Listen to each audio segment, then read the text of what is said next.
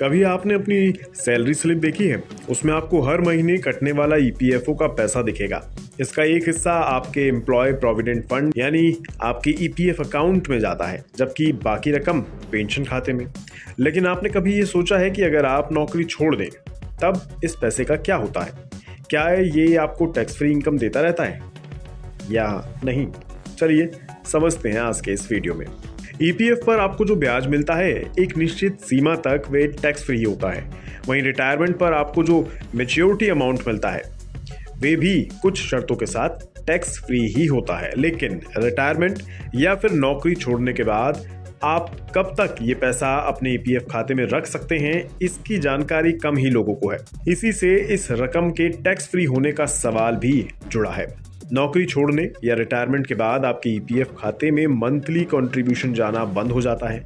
इस स्थिति में आपका ईपीएफ खाता सिर्फ 36 महीने यानी 3 साल तक ही ऑपरेटिव बना रहता है। इसके बाद ये इनऑपरेटिव हो जाता है।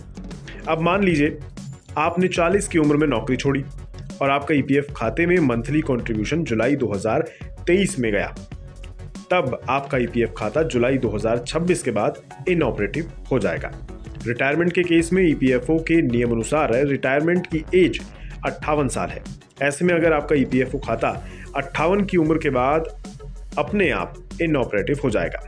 अगर आप 58 से पहले नौकरी छोड़ देते हैं तो 3 साल की लिमिट या फिर 58 साल की उम्र के लिहाज से ही आपका ईपीएफओ अकाउंट इनऑपरेटिव हो जाएगा। एक्सपर्ट्स के मुताबिक ईपीएफओ अकाउंट के एक बार इनऑपरेटिव होने के बाद उस पर कोई ब्याज नहीं मिलता है।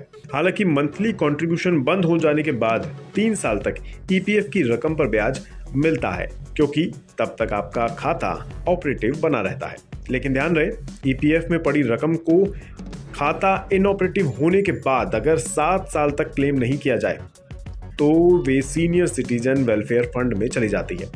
इस कोष में जाने के बाद भी अगर रकम को 25 साल तक क्लेम नहीं किया जाए तब इस पर केंद्र सरकार का हक हो जाता है। ईपीएफ खाते में जमा होने वाली रकम को टैक्स में छूट मिलती है। हालांकि ये छूट ईपीएफ अकाउंट में मंथली कंट्रीब्यूशन एक्टिव रहने की स्थिति में ही मिलती है। ऐसे में आपके नौकरी छोड़ने के बाद अकाउंट के 3 साल तक ऑपरेटिव रहने की स्थिति में कमाए गए ब्याज पर आपको टैक्स देना होता है।